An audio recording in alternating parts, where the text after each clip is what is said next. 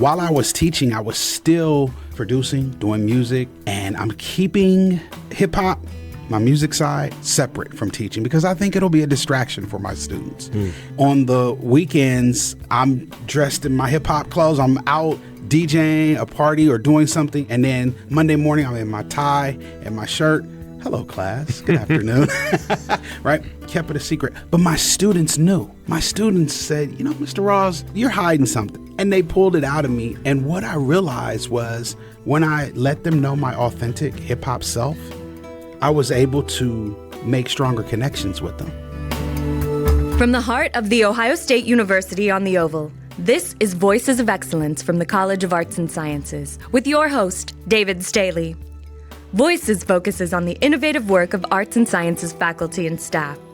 With departments as wide-ranging as art, astronomy, chemistry and biochemistry, physics, emergent materials, and mathematics and languages, among many others, the college always has something exciting happening. Join us to find out what's new now. Joining me today in the ASC Marketing and Communication Studio is Jason Rawls, Assistant Professor of Hip Hop in the School of Music and in the Department of African and African American Studies at The Ohio State University College of the Arts and Sciences. He is a hip hop musician, producer, DJ, educator, and speaker, having emerged in the late 1990s underground hip hop scene and contributed to projects such as Black Star's debut album. He is a recipient this year of the Ronald and Deborah Ratner Distinguished Teaching Award and the Barbara and Sheldon Pinchuk Arts Community Outreach Award.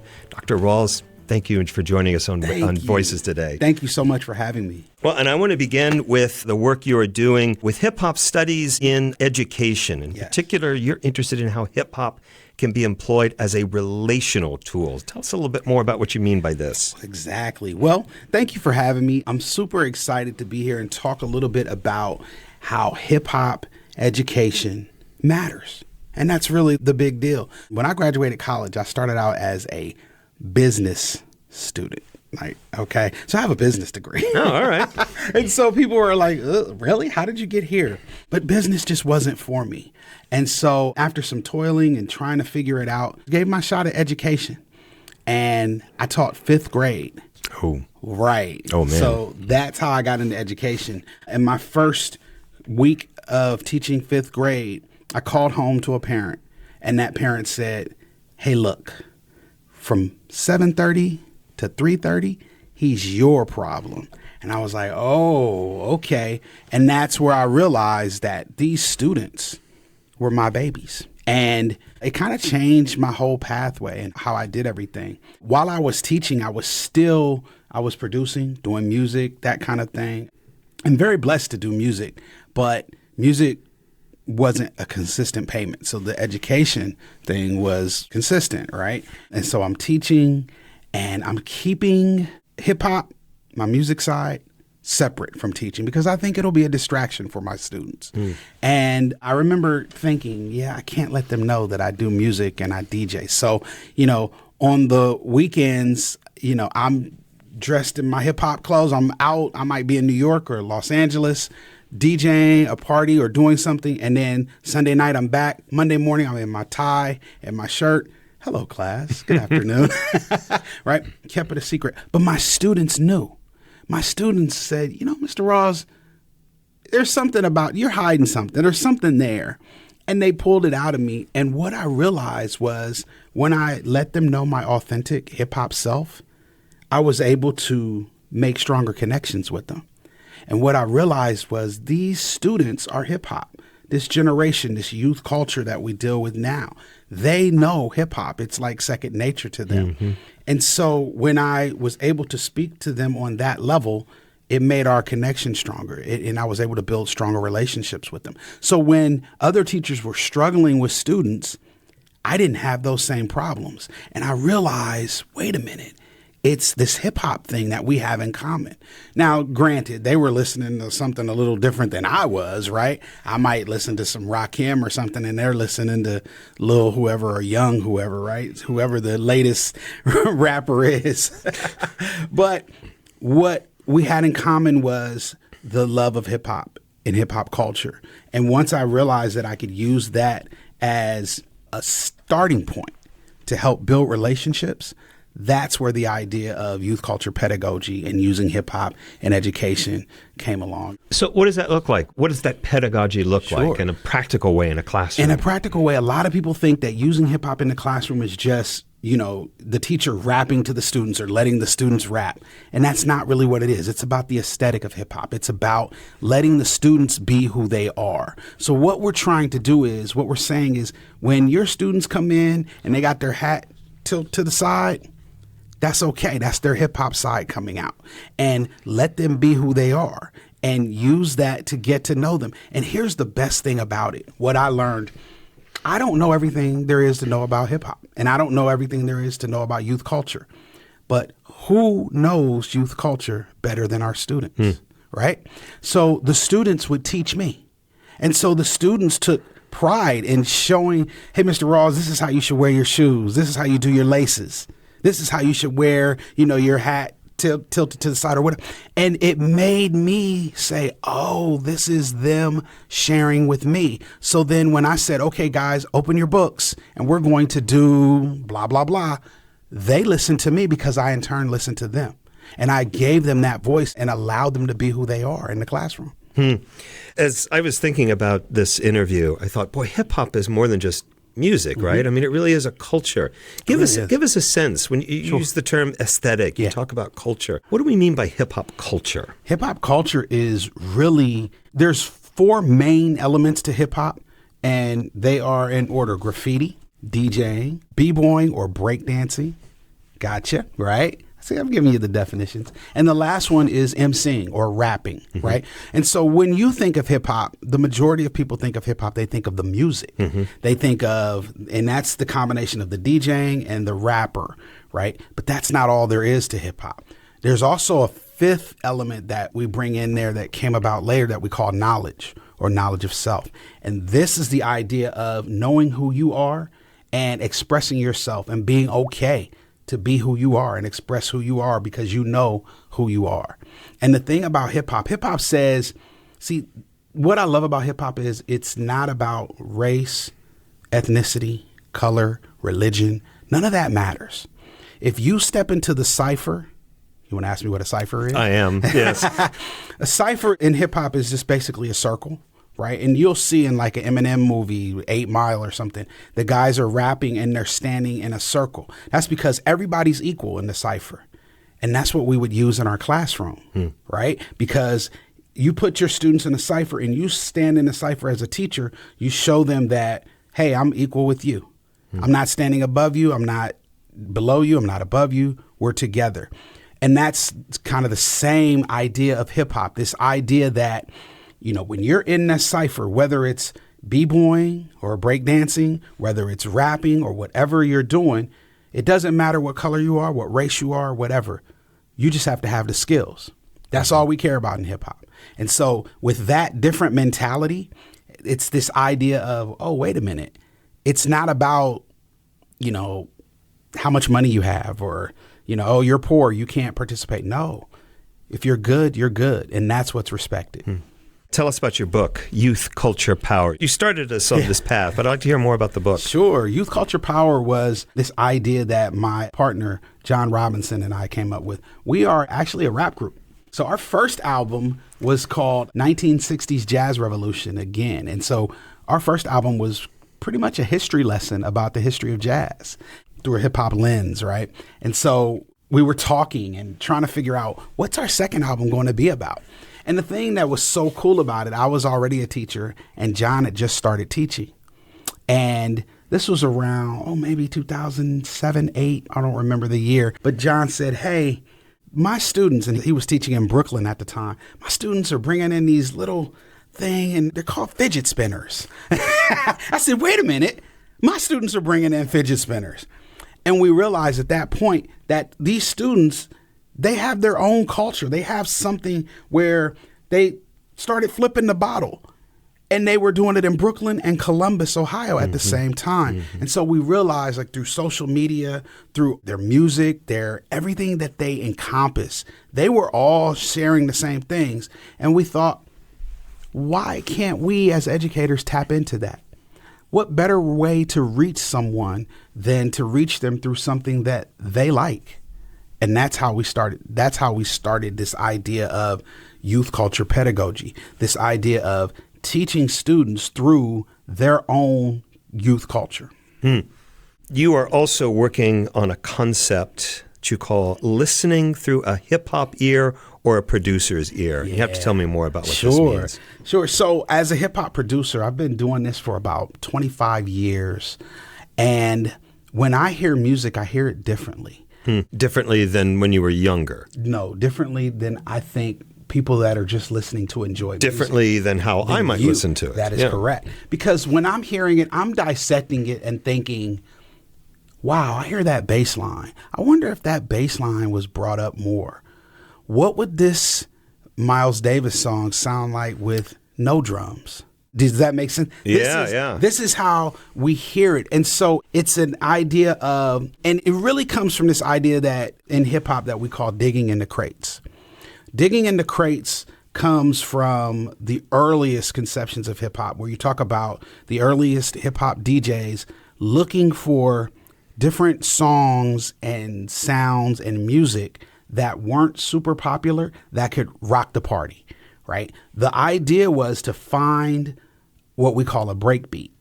A breakbeat is a part where the drummer is drumming on a song and the rest of the instruments kind of take a little break.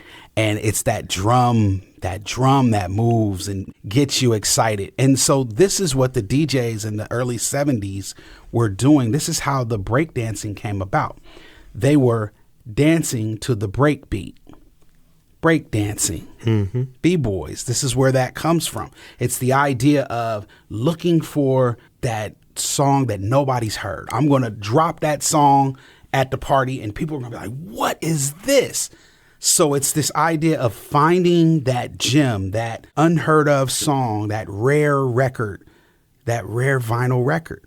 And so this is a tradition in hip hop that we kind of sort of gravitated to, a lot of hip hop producers, because the idea when you're making a hip hop beat is to find drums or samples that no one's really heard of before. The idea is to almost mine through those crates of records. And that's where that idea of crate digging or digging in the crates comes from. And so that's what my interest is. My research is how these producers could go through and find these songs and these music, and how do they reimagine it? How do they change it up through technology of drum machines and samplers and nowadays computers, right? Digital audio workstations, DAWs. And how do they take this and create new music? So how do I hear a Miles Davis song or a John Coltrane or Sun Ra, right? And I hear one of those songs and I say, oh, how about if I put this through this sampler and this drum machine, and I take drums from maybe this Bill Withers breakbeat and I chop that up and manipulate it to create something new. So it's this idea of digging in the crates here, manipulating it with the drum machine and the equipment to create new music. And that's what hip hop culture is. And it's amazing. I always say that and people say, oh, well, that's stealing or that's copyright infringement. And it is copyright infringement, but that's why you pay to clear the sample, right? But think about where our culture is. You ever heard of AI? Sure. Sure you have, right? AI has the same basic principle. It takes something, it mines the internet for all of these different thoughts or ideas that people have put out there in the past. It manipulates it through their system, and then it gives you something new. It's just like hip hop. Just like making a hip hop beat. So as we've been talking, I've just been musing for the first time, I think. So there's the performer, who's a certain type of creator. There's the composer. Sure. And then there's the producer, who's another sort of creator, I suppose. Definitely a creator. It's no different than when you think about taking a little piece of this, a little piece of that, and you put it together to make a collage to create a new work of art. That's what it is. It's the same idea, except we do it with music, and we hear music differently. We hear music in a way that makes us say, that's the part, that's the piece. And that's what my research is about. That's what I'm trying to figure out. How do these producers find that piece of music that gets them excited to say this can become something new.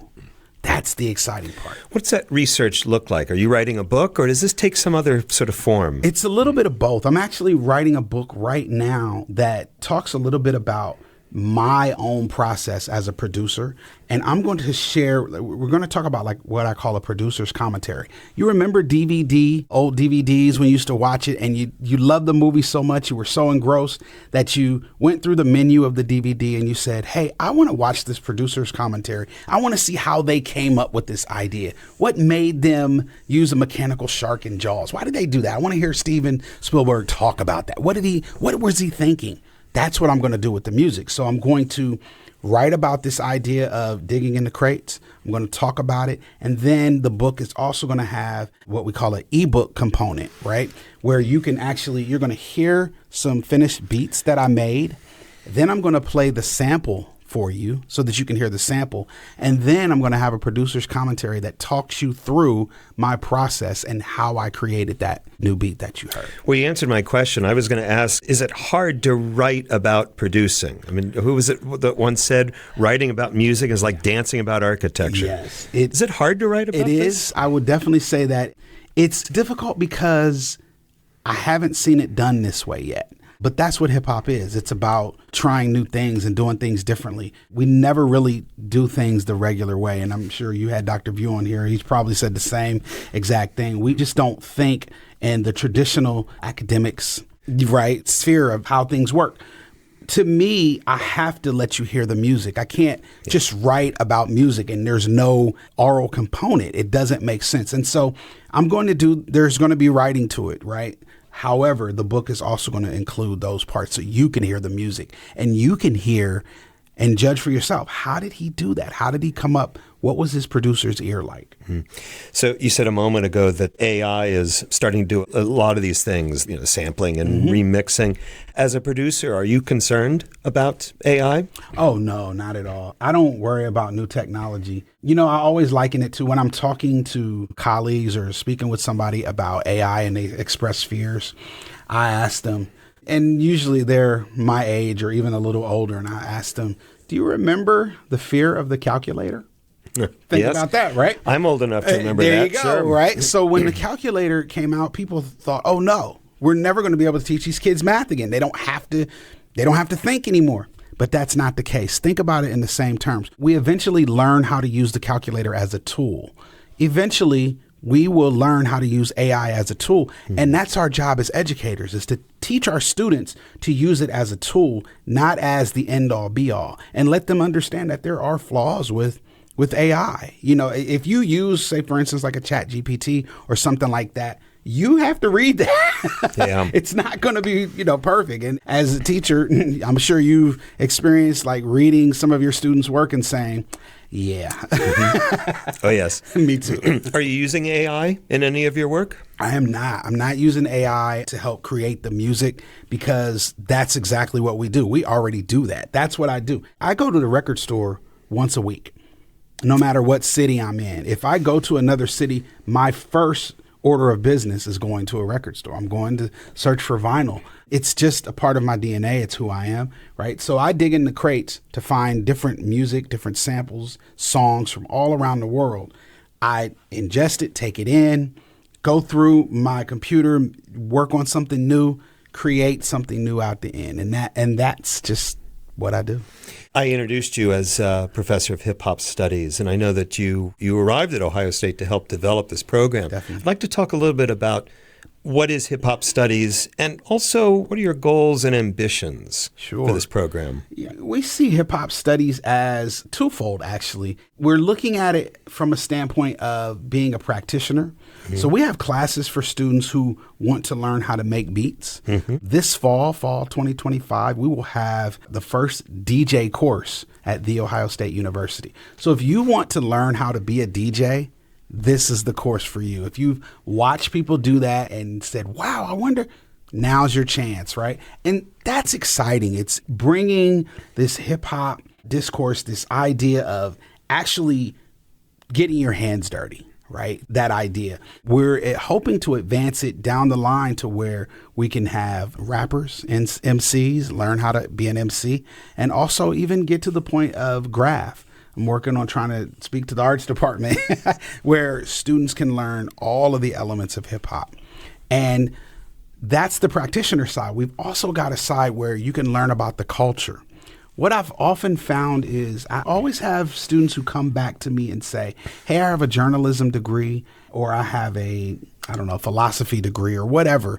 And in my line of work, I talk with people all the time, and I learn different things from your hip hop course that helps me navigate those spaces. Because here's what you have to understand. Many people in corporate America now, or in government, or in different positions, they grew up with hip hop. Mm-hmm. Hip hop is 50 years old now. And so people that are in the culture, they think and move with a hip hop lens. And so if you are, say, for instance, a journalist, and you go to interview someone and you already have knowledge of the 4 elements of hip hop, you can bring that into your conversation. And so that's what I've found, that some students want to learn the culture of hip hop, and they want to be able to use that coupled with whatever major that they're working on. And so we've got those 2 options. Where did you learn to DJ? You didn't take a class, I assume? I did not. Probably because it didn't exist. It didn't exist. The thing is, I fell in love with hip hop probably in like 2nd grade. And I realized that it was something that I wanted to do by 4th grade. And so I just started tinkering around, and 20 years of doing it, that's how I learned. And so I actually started DJing in the early 90s just because I loved hip hop. I rapped. I was a break dancer. Only thing I haven't done is graph. I'm not an art guy. But, I said, hey, why not? I already make beats. Let's learn how to DJ too. What are your goals and ambitions? Where would you like to see hip hop studies? I would really like to see this. Right now, we're aiming for a minor, a hip hop studies minor. I'd like to see this grow into some type of major. Still trying to work that out. Not quite exactly sure where we want to take it, but our goals and ambitions, first off, is to get a strong, thriving hip hop community here at The Ohio State University. And coupled with a minor, I think that's a great start to give students an opportunity to see what they can do with hip hop. The thing about it is, we're more so set on helping students understand that hip hop mentality. And that's something that I've been talking about recently as well. This idea that it's a hip hop way of thinking about stuff. One of the things we talk about in hip hop is this idea of, if someone tells you no, find another way. And that's it's almost like what teachers do, right? Think about teachers in districts where there's low budgets or they don't have the resources that they need. And so the teacher finds a way to get enough pencils or the book bags or whatever they need for their classroom. It's that mentality of figuring it out is what I like to call it. It's like, we don't take no for an answer. We're going to figure out a way. Well, I introduced you as a musician and an educator and a DJ. I failed to also mention that you are a broadcaster. You host a show on Sirius, Crate Missions with Lord Sear and Jay Rawls. And you have to tell me more about this program. Sure. This is part of my research where we bring prominent producers, hip hop producers, on the air with Lord Sear and myself on Shade 45. And we do it once a month. And we have the guests talk about their process. What I'm trying to understand is what I've been telling you about that producer's ear. And so we asked some of these famous producers. We've had the Beat Miners on. We've had Pete Rock on. We've had Jay Dilla's little brother, Illa J, on. And we asked them, what are you looking for when you're looking for that sample? What are you looking for when you're in the crates? That's why we call it crate missions. That's what we say. If I'm going to a city and I'm going to dig for vinyl, we call that a crate mission. I'm on a crate mission. So that's what it's about. It's about understanding what these producers are looking for. What are they hearing? What's that, almost that aha moment when they hear a song and they say, I want to sample that. That's what I'm trying to get to the bottom of. How do you hear it? Is it a feeling? Is it a chord? Is it notes? What are you looking for? What's your secret? How do you get creative people to talk about their process? And I say this as someone who hosts an interview program. I think part of it is you find people who are passionate about what they do. Most people who are passionate about what they do, they want to talk about it. It excites them. And that's why I was excited to come here and talk with you, because this is what I think about every day. Mm-hmm. So to be able to verbalize it, sometimes you'll have them talking on air and they're like, I never thought about that. I didn't think about how I went through and dug through the crates. Am I looking at the back of the record for the year? Am I looking for the label? Am I looking for the artists on that record and what instruments did they play, right? And so these are the types of questions that I'm asking them, and it's also exciting them and making them think about their process. So I think that's part of it. When you started this journey in hip hop, did you ever see yourself as a PhD, as a scholar? I did not. I never, I was in business. I never thought about myself going into higher education. I think it was a calling for me. And that's why I think I love it so much. The thing that motivates me is I love teaching, genuinely. If I got to a point where they said I couldn't teach anymore, they just wanted me to research, that would be tough for me. And I probably shouldn't say that at an R1 institution. But I think because what fuels me is the excitement of the students. Every semester, I learn something new from my students, and that makes me think about my work differently. So that's why I need that fuel. I need those students to ask those new questions. I need those students to find excitement. 2 semesters ago, I had a student that fell in love with crate digging so much, he started going to every spot that I started seeing him. And I'm like, wait a minute, I see you again. Like, what's going on? He said, I love this. I'm figuring this out. And he doesn't make beats yet. And I suspect soon he will start trying to produce and create music. But he loves the hunt of the vinyl and looking for rare records and looking for things that he's been looking for years. And that excites him. So that's where it comes from. And that's that excitement that I enjoy. Who are your students generally? I mean, not specific names, obviously. Yeah. Who do they tend to be? They tend to be from everywhere, all fabrics of the university, from all departments. I've had students from every college because we have a gen ed, right? We're a GE course. So that really allows students to kind of try it out and see. And then what happens is they kind of fall in love with it. And that's how we fill the other classes. Because the first course is called The Art and Politics of Hip Hop. Mm-hmm. And that course is just kind of an umbrella course that teaches a little bit about the culture, a little bit about the music. It kind of gets you in and draws you into what hip hop culture is really all about. Tell us what you're working on now. What's next? Oh, man. Well, right now I've got 3 albums coming out. Oh, boy. Yeah, it's a lot. 2 through Javoti Music, which is Talib Kweli's record label, through Fat Beats. 1 with a jazz singer named Soline Velvet. Really amazing stuff. That allowed me to stretch my palette a little bit and create a little bit different type of music, which I'm excited to share. And then I have an album coming with Nico Is, who is Talib Kweli's protege. And that album is amazing. He's a Brazilian-born MC, poet, amazing delivery, voice, style. I'm excited about that as well. So, and then I also have a new instrumental album coming where it's just all music, no words, no vocals, just something for you to relax to, study, do your homework, or write your next book. I'm always busy creating music, but also working on this hip hop studies program. So super excited. Jason Rawls. Thank you. Thank you. Thank you for having me. Voices of Excellence is produced and recorded at The Ohio State University College of Arts and Sciences Marketing and Communications Studio. More information about the podcast and our guests can be found at go.osu.edu/voices. Voices of Excellence is produced by Doug Dangler. I'm Jen Farmer.